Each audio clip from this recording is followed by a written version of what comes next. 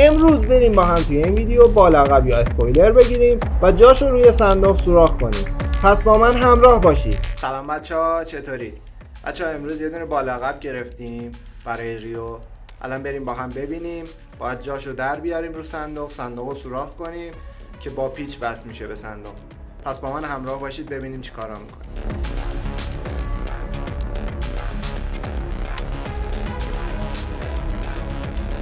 علی رخ بغل.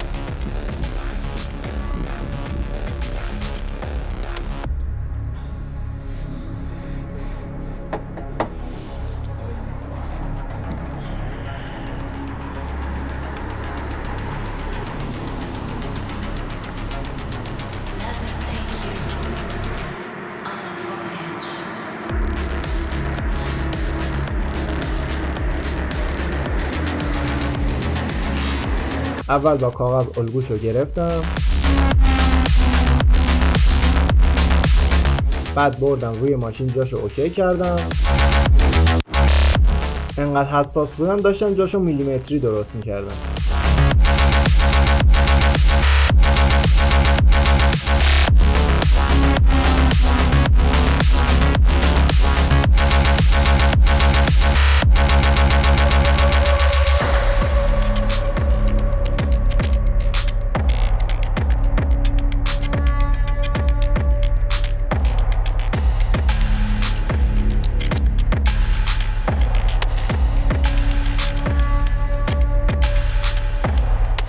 بابام هم اومد اینجا کمک.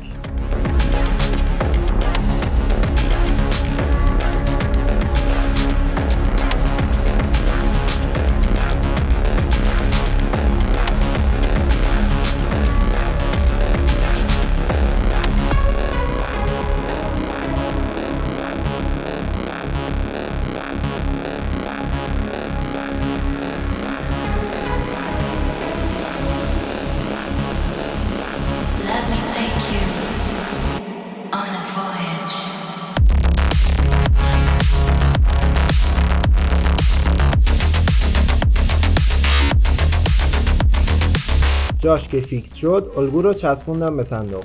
بعد از باله جداش کردم و باله رو برداشتم.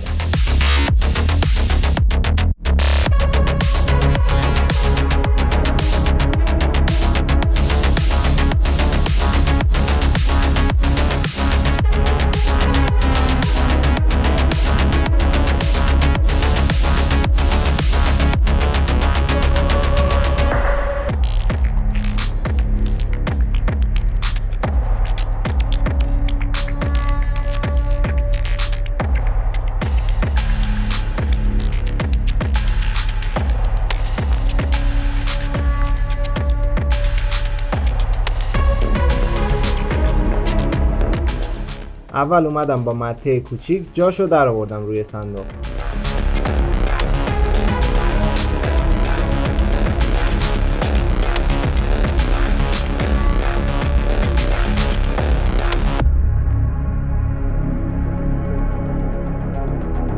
بعد کندمش کاغذ رو و با مته بزرگتر سوراخش کردم.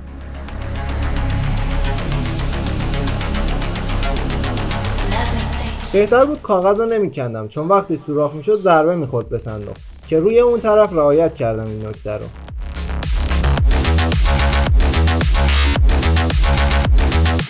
بعد نگاه کردم از کجا سوراخ‌ها در اومدن.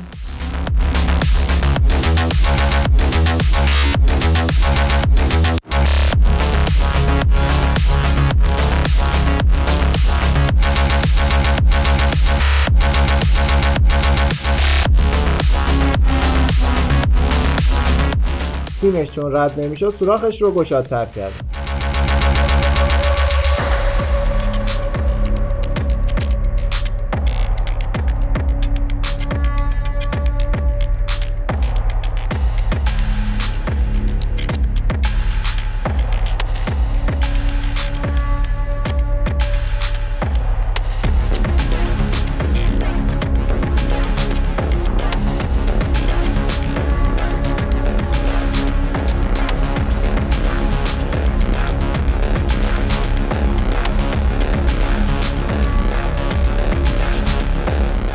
بعد بیخیال رد کردن سیم شدم، چون الان فقط تستی داشتیم وصلش میکردیم.